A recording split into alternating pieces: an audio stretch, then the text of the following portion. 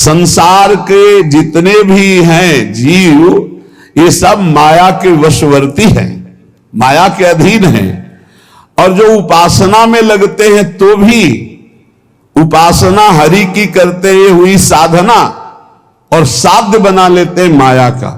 बहुत बहुत स्पष्ट बात है। यद्यपि साधना हरि की, उसमें जो हमारे पास विषय सामग्री है उसे साधना का एक अंग बना लेते हैं और साध्य बनाते हैं भगवत प्रेम को, भगवत साक्षात्कार को, तब तो उपासना सही बनी।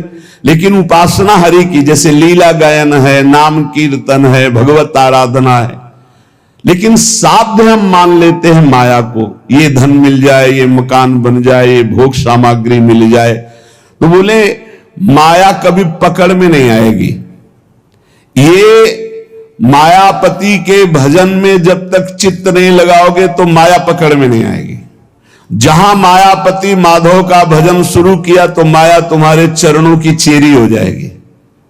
चरणों की चेरी, जो इच्छा करोगे तत्काल उसकी पूर्ति हो जाएगी, तत्काल। ये देखा, मां की तरह माया ये पोषण करने लगती है ऐसे भक्त का जो केवल भगवत आराधना में रहता है। यद्यपि उसकी कोई इच्छा नहीं, यदि कदापि इच्छा कहीं से जागृत हो जाए किसी संयोग वसात, तत्काल उसकी पूर्ति हो जाती है, क्योंकि आज्ञा कानूनी माया बन जाती है जो माधव का निरंतर भजन करता है।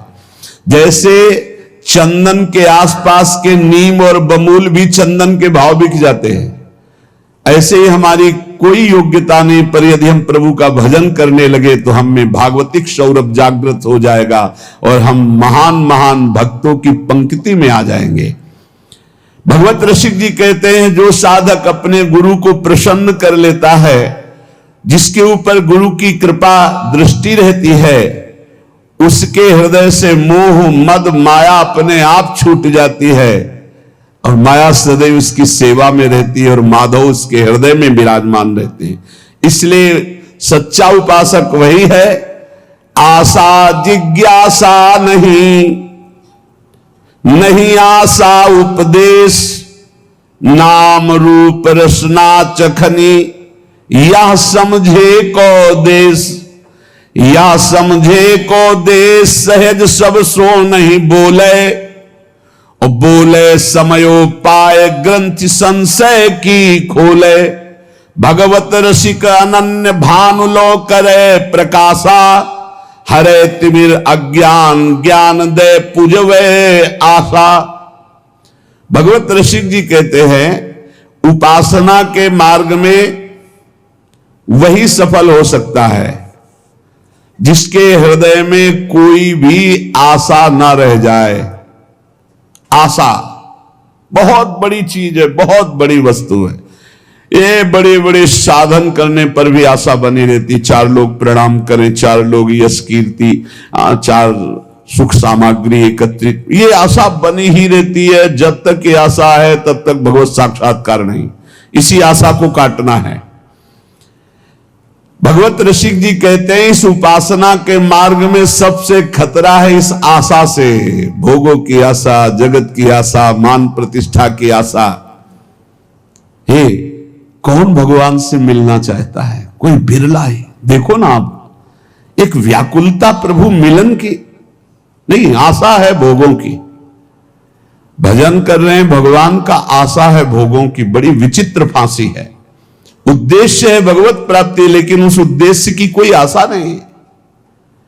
आशा है भोगों की, आशा है जगत की मान प्रतिष्ठा की। जगत यही सत्य माना जा रहा है। जगत बोले जिसकी ना किस कोई आशा है और ना कोई जिज्ञासा है, क्या जानना है? हमारे श्यामा श्याम इनका नाम गुण रूप निरंतर हमें चिंतन करना है, इससे बढ़कर कोई ज्ञान नहीं। नाम रूप रसना चखन ये समझे को देश, जो निरंतर नाम जप करता है, नाम कीर्तन करता है, प्रभु के चरित्र सुनता है, प्रभु के चरित्र गाता है, रूप का ध्यान करता है, वही इस देश में उन्नति प्राप्त करता है उपासना मार्ग में। और ये बहुत कठिन है। बहुत हम देख रहे हैं, बड़ी बड़ी अवस्थाओं के उपासक हो जाते हैं, ना निरंतर नाम चलाने की कोई जिज्ञासा है, ना कोई भगवत तत्व की जिज्ञासा है, बस वो बाहरी बातें बताते हैं आकर के, इतना ये है, इतना ये है, ये अस्पताल खुलवा दिया, ये कर दिया, वो कर। विश्राम कहां है अंतर में? वो अशांत हैं। विश्राम कहां है? नाम रूप रसना चखनी या समझे को देश। जो निरंतर नाम जप रहा है, बलिहारी गुरु चरणारविंद की प्रथम में ही, प्रारंभिक अवस्था में ही ये बात बता दी थी। वो बैठ गई, कोमल हृदय बच्चा थे, वैसे फूस की झोपड़ी में रहते थे, ऐसे तखत के नीचे आसन हमारा लगता था, जमीन में, और तखत में गुरुदेव। उठ बच्चा, 2 बजे रात्रि उठ, बैठ, भजन कर, और देख जब नाम जप का प्रभाव जगेगा तो भगवान की सुंदर मूर्ति आएगी, सुंदर रूप आएगा, तो लग उसी में लग। वो बात ऐसे बैठ गई कि भगवान का दर्शन नाम से ही होता है, नाम जप से ही होता है। कृतार्थ कर दिया।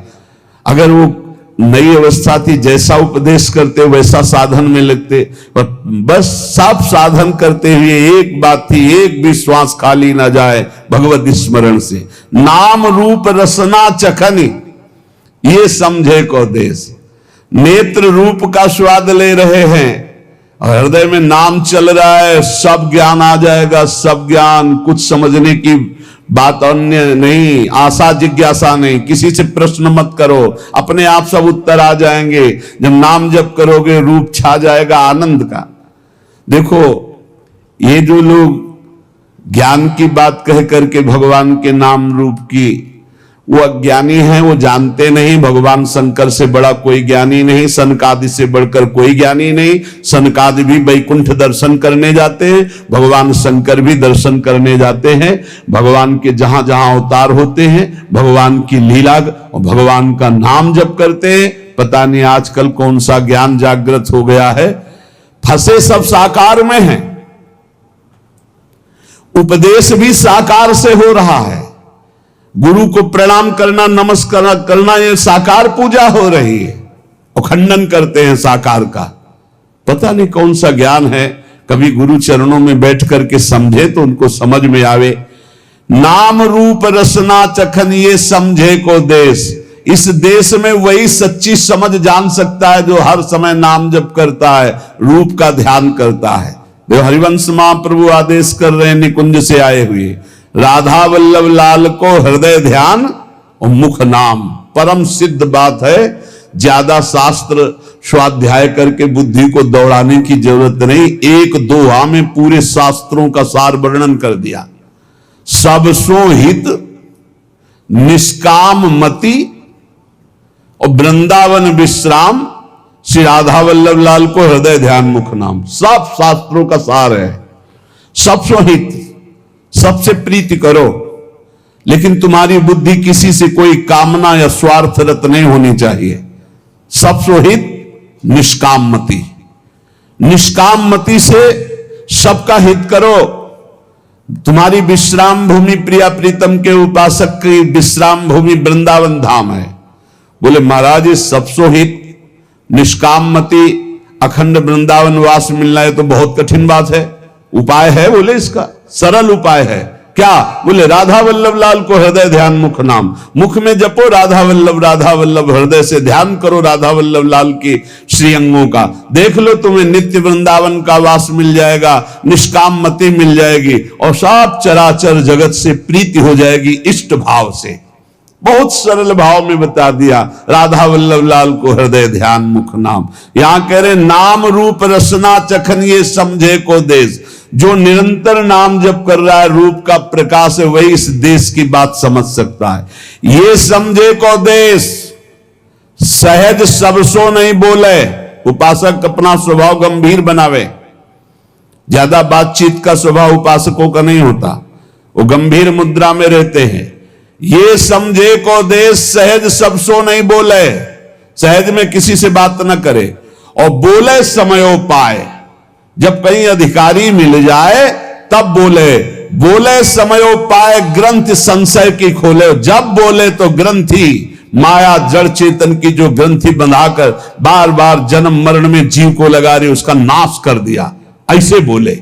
क्यों? नाम रूप में डूबे हुए महापुरुष हैं। भगवत रसिक अनन्य भान लो करें प्रकाशा, जैसे सूर्य उदय हुआ अंधकार का नाश हुआ, ऐसे रसिक महापुरुष का संग हुआ, विद्या ज्ञान का नाश हुआ, भगवत ज्ञान प्रकाशित हो गया। हरे तिमिर ज्ञान ज्ञान दे पुजवे आशा, समस्त ज्ञान अंधकार का नाश करके विशुद्ध ज्ञान प्रकाशित करके उनकी सारी आशा पूर्ति कर दी, अर्थात आनंद सिंधु प्रभु की प्राप्ति करा दी। श्री सुंदरदास जी भगवत प्रेम की बहुत ऊंचाई पर पहुंचे हुए महापुरुष, वो कह रहे हैं बार बार कहो तो ही सावधान क्यों न होई, ममता की पोट सिर कोई को धरत है, मेरो धन मेरो धाम मेरो सुत मेरी बाम, मेरे पशु मेरे ग्राम भूल्यो ही फिरत है, तू तो भयो बावरो बिकाई गई बुद्धि तेरी, ऐसो अंधकूप गेहता में तू परत है, सुंदर कहत तो ही नेक हो ना वे लाज, काज को बिगाड़ी के अकाज क्यों करत है। सुंदरदास जी कह रहे बार बार ऐसा संयोग नहीं बनेगा, तुम्हें मनुष्य शरीर मिला, तुम्हें सत्संग मिला, बुद्धि काम कर रही है, तो सावधान क्यों नहीं हो जाता? क्या सावधान है? अरे ममता मोह की गठरी सर पे बांधे हुए घूम रहा है, ये मेरा धन मेरा मकान मेरा पुत्र मेरी पत्नी मेरे पशु मेरा गांव मेरा। जानता है तू किस देश का है? तू भगवत धाम का है, तू भगवान का स्वरूप है, भगवान का अंश। अरे बावरे तेरी बुद्धि बिका गई है, इस अज्ञान अंधकार कूप में पड़ा हुआ अपने समय को नष्ट कर रहा है। जिस समय में भगवत यात्रा पूरी करनी है उस समय में मेरो धन मेरो धाम मेरो सुत मेरी बाम मेरे पशु मेरे ग्राम भूले फिरत है। सुंदरदास जी कह रहे तुझे लाज नहीं आ रही? गर्भ में भगवान से कहा था कि मैं बाहर जा करके निरंतर भजन करके अब ऐसा ज्ञान प्राप्त करूंगा कि दोबारा इस मां के गर्भ में ना आना पड़े। सुंदर कहत तो ने कहू ना आवे लाज, काज को बिगाड़ के अकाज क्यों करत है। अरे बहुत बढ़िया अवसर है, भजन कर ले। पायो रे मनुष्य देह अवसर बन्यो है ये, ऐसी देही बार बार कहो कहां पाइए। भूलत है बावरे तू अब के सयानो होई, रतन अमोल सो तो काहे को ठगाइए। समुझ विचार करी ठगन को संग त्यागी, ठगबाजी देखी करी मन ना डुलाइए। सुंदर कहत ताते सावधान क्यों न होई, हरि को भजन करी हरि में समाइए। हरि को भजन करी हरि में समाइए। ये मनुष्य देह और ये अवसर बार बार नहीं मिलता। देखो बढ़िया अवसर है, अभी स्वस्थ शरीर है, भजन कर लो। नहीं तो जहां आया कि तुम्हारे अमुक रोग है तो सारा मन का चिंतन उसी रोग का होगा, भगवान का चिंतन छूट जाएगा। बड़े बड़ों का ऐसा होता है, जिनकी परिपक्व अवस्था भगवत साक्षात्कार हो गया उनको तो कोई फर्क नहीं पड़ता, अन्यथा फर्क पड़ जाता है बड़े अच्छे अच्छे साधकों में। ये मनुष्य देह और ये अवसर ये बार बार तुम्हें नहीं मिलेगा। है बावरे, एक एक श्वास में हीरा कमा सकता है। राधा राधा राधा काहे को ठगा रहा है अपने आप को? एक काम क्रोध लोभ मोह मद मत्सर तेरे समय रूपी रत्न को ठग रहे हो, तू बहुत ठगा रहा है। ठगबाजी देखकर खुशी हो रहा है, अपने को ठगा के काम क्रोध लोभ की लीलाओं में आनंदित हो रहा है। अरे बड़ी मौज है, बड़ी मस्ती है। काहे को तू सावधान नहीं हो रहा? अपने जीवन की श्वासों को ठगा रहा है व्यर्थ में। एक श्वास से हरि की प्राप्ति हो सकती है, उन श्वासों को भोगों में लगा रहा है। इंद्रिन के सुख मानत है सठ, याही ते बहुत दुख पावे। ज्यों जल में झक मासई लीलत, स्वाद बंध्यो जल बाहर आवे। इंद्रियों के सुख में मत वाले हो रहे हो। अरे मछली को चारा दिखाई देता है, वो कांटा नहीं दिखाई देता, वो चारे में जो लगा होता है। और जहां वो चारे को पाई तो कांटा में फंसी और जान गई। ऐसे ही तुझे इंद्रिय भोग दिखाई दे रहा है, लेकिन उसमें जो फसाव है, उसमें जो दुर्गति है, उसमें जो पाप है, तुझे नहीं दिखाई देता है। ज्यों कपि मूठी न छाड़त है, रसना बस बंद पर्यो बिल लावे। सुंदर क्यों पहले न संहारत, जो गुड़ खाए सो कानु बिंधावे। बोले एक सुराई है, उसमें छुहारा भरा है, बंदर ने ऐसे झपट कर दोनों हाथ डाल दिए, मुट्ठी बंद। अब उसको लगता है किसी ने पकड़ लिया। छुहारा छोड़ दे तो मुक्त हो जाए, लेकिन वो छुहारा छोड़ नहीं सकता, लोभवश उसको लगता है मुझे किसी ने पकड़ लिया। अब वो ऐसे झूमता रहता है और पकड़ने वाला उसको पकड़ लेता है। यद्यपि छोड़ के वो भाग सकता है, पर नहीं भाग पाता। गांव में जब कान छेदन होता है तो उस बच्चे के मुख में पहले मीठा डाला जाता है, और मीठे के स्वाद में जहां मगन हुआ तक कान छेद दिया जाता है। बोले ऐसे ही माया पहले मिठाई फेंकती है, भोगों की सुख वृत्ति, और उसमें जो छेदन भेदन, उसमें जो हमारी बंधन वृत्ति प्रकट होती, वो दिखाई नहीं देती। पेट ते बाहर होते ही बालक आई के मातु पयोधर पीनो। मुंह बंध्यो दिन ही दिन और तरुण भयो तीय के रस भीनो। जब गर्भ से बाहर निकले तो माता के दुग्ध पान में मगन रहे, फिर खेलने में मगन हुए, जवानी हुई तो स्त्री में मगन हो गए। तरुण भयो तीय के रस भीनो, और पुत्र प्रपुत्र बंध्यो परिवार सो, ऐसे ही भांति गए पन तीनों।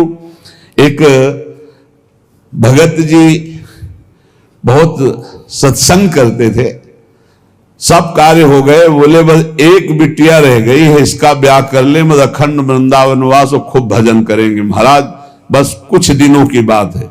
बिटिया का ब्याह हो गया, बिटिया के लड़का का ब्याह हो गया। अब आए थे तो ऐसे हो गए थे कि बस अब कब उस सैया पर शयन कर जाएं भगवान।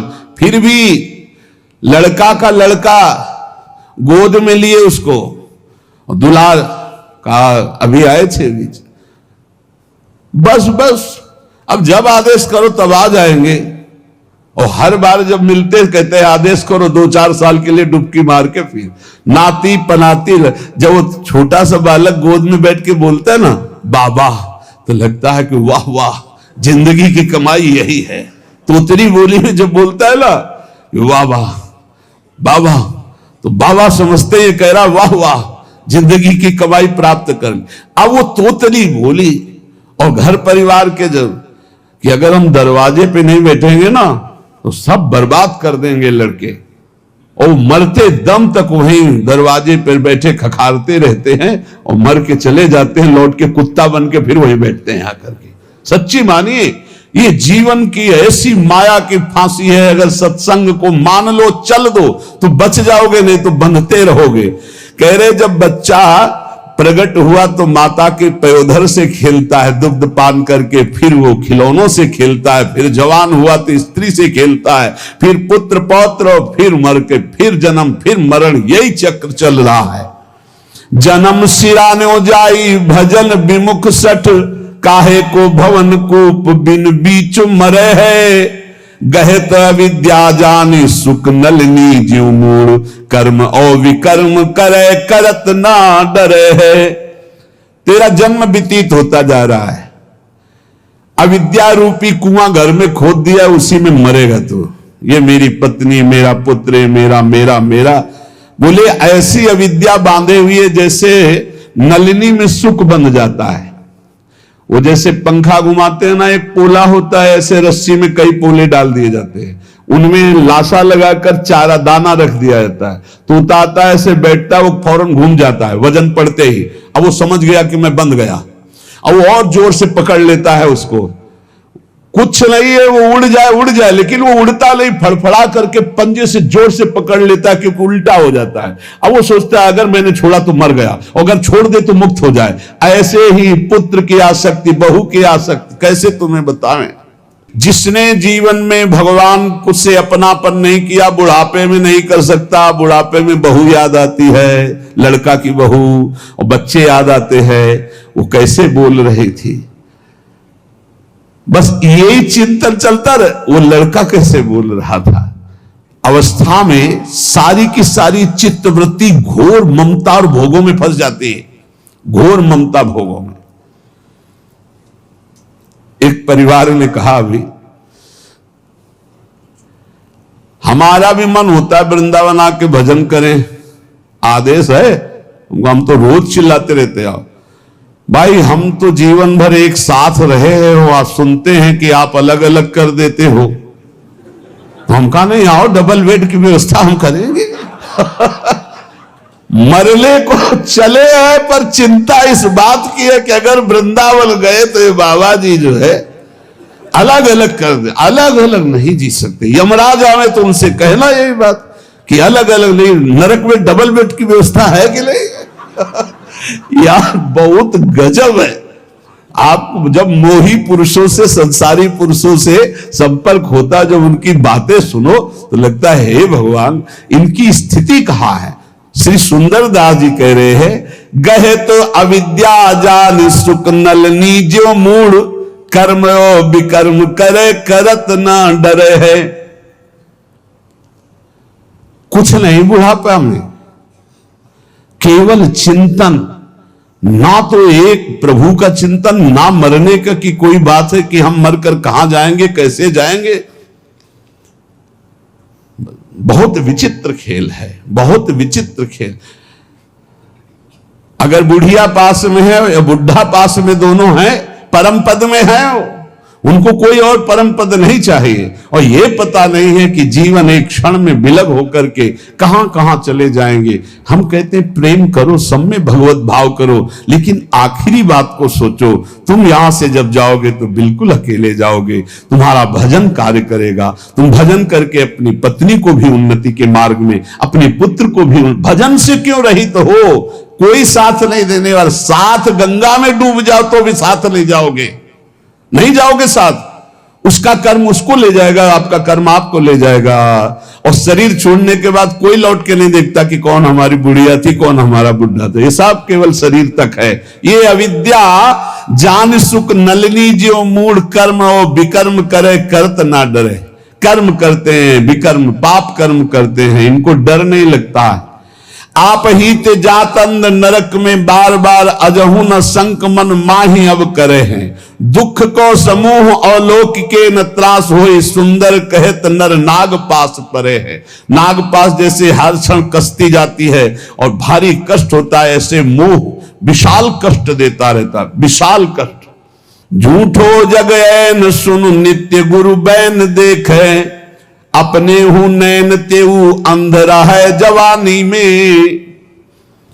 ये झूठा संसार है, ये तब जान सकते हो जब गुरु की शरण में होकर उनकी बताई हुई उपासना से अपने चित्त को पावन करोगे तो तुम्हें दिखाई देगा। उमा कहूं मैं अनुभव अपना, सत हरि भजन जगत सब सपना।